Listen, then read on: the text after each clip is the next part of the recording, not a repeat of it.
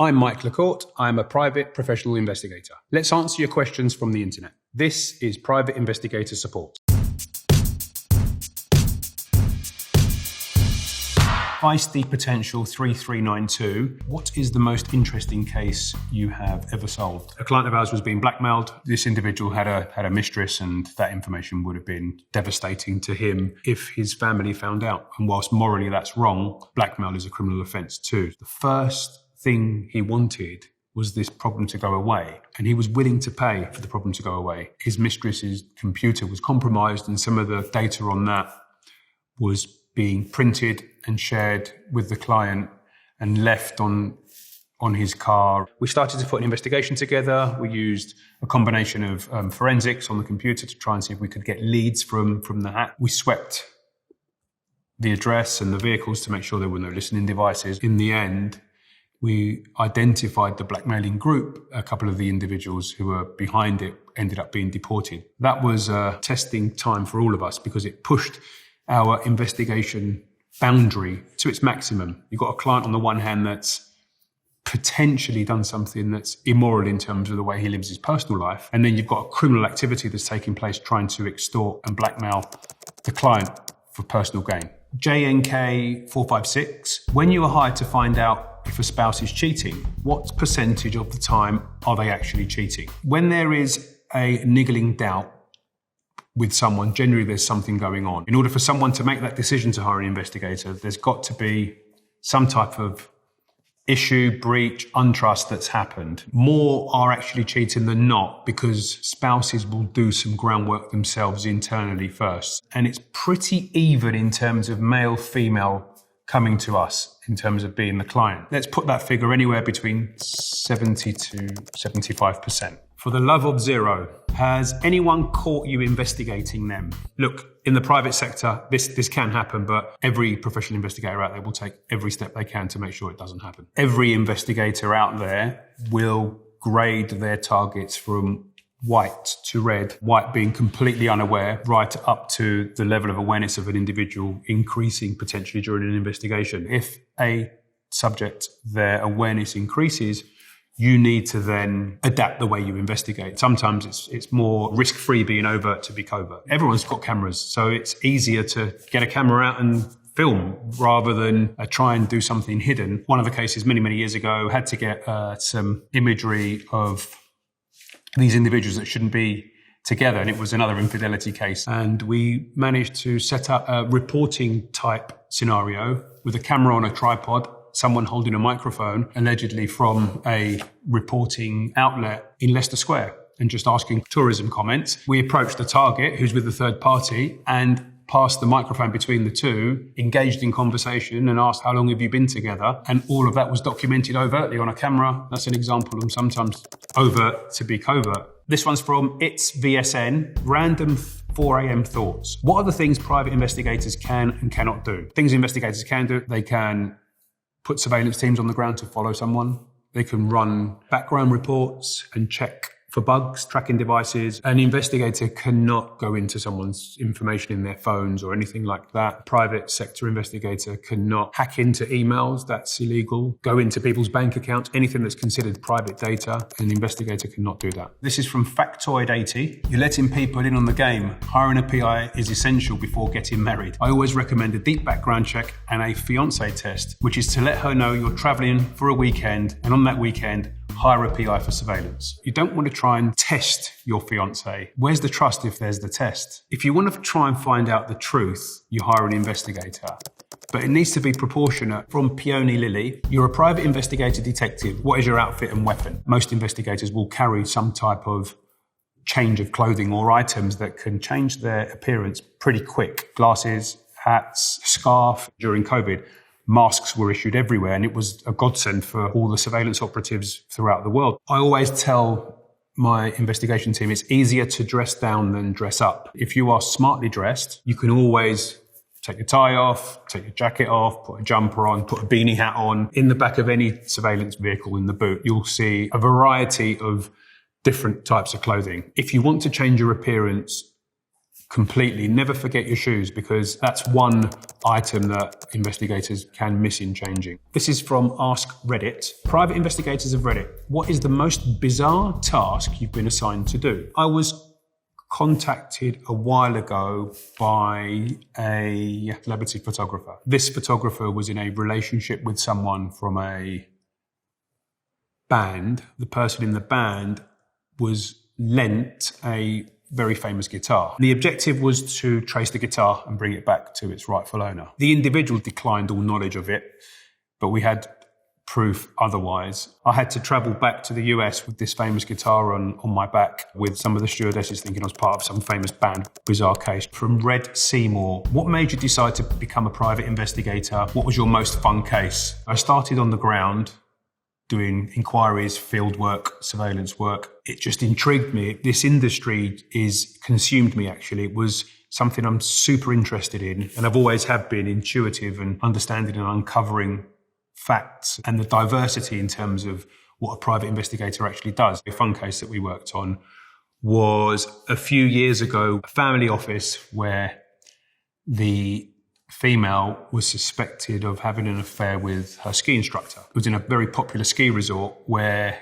we needed to put a ski surveillance team together. Where and how would the target behave inappropriately during the time she's with the instructor? I tell you, when that task hit the office, most investigators put their hand up for that, because it was a good few days skiing and you had to be quite competent. She was pretty good. So the end result of the ski task was no, there was no infidelity going on, probably paranoia from the client's point of view. For the surveillance team, it was a great few days skiing paid for, so I think they enjoyed that. This is from Aggressive AD8587. How are private investigators legal? Lots of countries around the world, investigators need to be licensed in order to practice. In the UK, an established private investigator that's a member of accredited associations is registered with the ICO, has insurance and is DPA checked, is legal to practice. You need to make sure what you're doing is proportionate and necessary, because when you present your reports to the court, you can't say you've followed someone for a year in a way to try and catch someone out on that one occasion. This one is from Reddit or Forget It. Private detectives of Reddit. What's your oh shit moment where you had to stop watching and either step in or call the police? My biggest oh shit moment was we were working a case years ago where there was internal fraud. It was for a bathroom suppliers company, and there was lots of items going missing. We knew where goods were going missing from. Let's say this is our client's warehouse. We had an agent parked in a car park at this position here. Now, unbeknown to us is the team were taking goods out here in the vans and using the same car park here to move them into different vehicles. He was actually blocked in by the vans when they were moving goods from the client's van into their own van. If you do get spotted, it will ruin the operation that we've been working on for weeks and weeks. He can't drive himself out of there. The other agent cannot walk up to the vehicle and drive him out. We just have to monitor the situation and let it run its course. The agent was fine. He stayed in the vehicle until the vans moved on, and that vehicle was never used in the surveillance again. This one's from Grey Blue Eyes. What are your must-have apps, sites that are always available at your fingertips? In this day and age, any type of communication tool, it'd be very difficult to operate as an investigator without being able to capture and communicate. Do I have a discrete car? Yes, vehicles will be nondescript, and there's a lot of planning that goes into a type of surveillance vehicle that's used before it's out on the ground. With hidden audio and video devices, technology has changed dramatically since I first started. We were carrying backpacks with battery packs and big Filofax cameras back in the day. Many people associate investigators with binoculars, for example, with technology. And now there are a monocular, which is small, single-handed, that's digital, that can capture and record huge distances and transmit that information live. This is from Poogies. What would actually happen if you hired two private investigators to follow each other? I think that's an impossible scenario. And just think about it. Investigator A goes and sits outside Investigator B's house, waiting for him to come out. And Investigator B goes and sits outside Investigator A's house, waiting for him to come out. So if they're following each other, then they're going to be both watching empty houses. Question from Mill Group 2001. What's the hardest thing about being a private investigator? I suppose the hardest thing about being a private investigator is you don't switch off. It consumes you. It consumes your time, your thoughts, your processes. It's a way of life rather than just a job. But a case that come and hit the desk, it was working for a financial institution in the city, and our objective was to find the address that this individual is living at after a meeting. I remember calling my wife as many years ago saying, I'll be home for dinner. The guy left, went into St. Pancras train station, got on the Eurostar, ended up in Paris for the weekend. So my 2 or 3 hour surveillance turned into a whole weekend. If you are not fully committed to a way of life as an investigator, then maybe this career isn't for you. This question is from Jersor. What do real private detectives usually investigate? It could be consented cases like pre-employment checks, so screening staff for positions in work, right up to fraud, supporting lawyers for court cases, gathering information and evidence that can be used for decision making, brand protection, investigating fakes that are out there for some of the brands, matrimonial, where you believe a partner is being unfaithful, or cohabitation, where a partner has moved into another address with someone else, proving that for a particular reason. But what investigators or private detectives do is uncover the truth. The Risky Marie, what possessed you all to hire a private investigator? Like, how does this even work? We're a distress purchase. People don't book us like you book a holiday. People come to us when they have a problem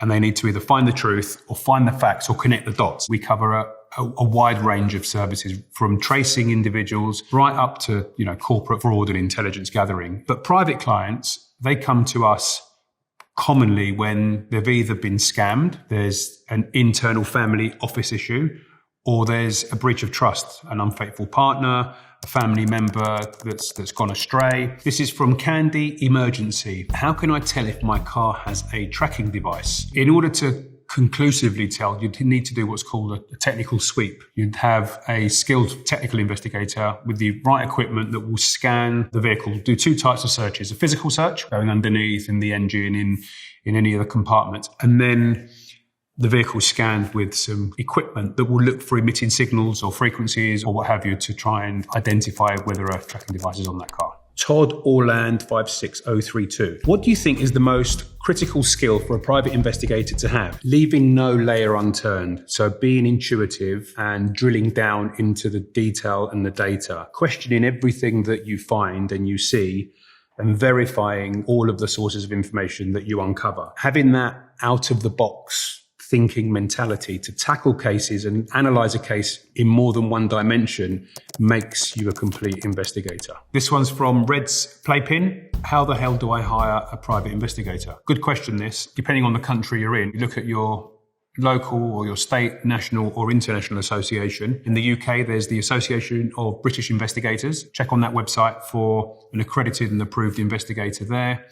Globally, a good starting point would be the World Association of Detectives. There's nearly 1,000 investigators on that platform in more than 80 countries around the world. This one is from AuthorNerd911. Thinking of becoming a private investigator. Thoughts? Well, my first answer to that, I think it's a great idea. I would align yourself with some professional associations like the Association of British Investigators. I'd look for potential internships and apprenticeships for entry-level investigator to give you an insight into the world of private investigating and whether it's for you. This one's from Avocado of Destiny. What general tips would you give to people to lower their profile a little bit and be a bit harder to trace, thinking along the lines of stalker or identity thieves? From a picture, you can find out so much about someone without knowing them. Lots of dotting parents posting pictures of their kids outside their school with the school badge or the school sign behind. Very easy for, nefarious characters online to understand which schools your kids are going to. And just your private data, the home addresses, personal data. We've got 2 reputations now. Everyone has.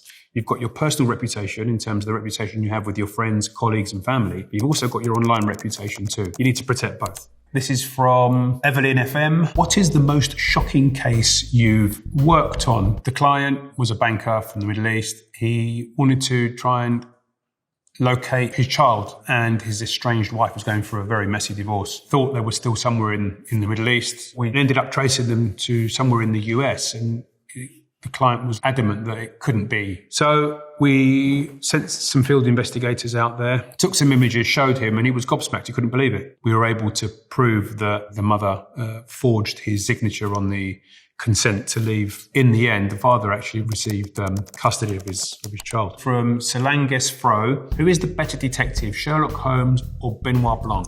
Mr. Blanc. is more suited currently. However, if we were to bring Mr. Blank back in Sherlock Holmes times, then Sherlock Holmes would win hands down. Modern investigators sometimes can be a bit lazy. Some Sherlock Holmes techniques, getting out there, speaking to people, doing the covert questioning, statements, that type of field work to supplement whatever you've found through all of your data sets can be overlooked by some modern detectives. Doing the field work in combination with what you can do at your fingertips makes you a complete investigator. So we've got a question here from Shuffleuppagus. Question for private investigators. What's a typical day look like for you? There's no two typical days that are the same because you do such a wide range of investigating. It could be desktop research, it could be interrogating databases, it could be looking at open source intelligence, that's information that's freely available on the net, or it could be getting out on the field, asking questions, maybe doing some covert surveillance, interviewing, door knocking, neighbours. Just really does depend on the case that you've been assigned to and the objective. I hope I've answered all of your questions from the internet. Thank you for listening and I hope you enjoyed it.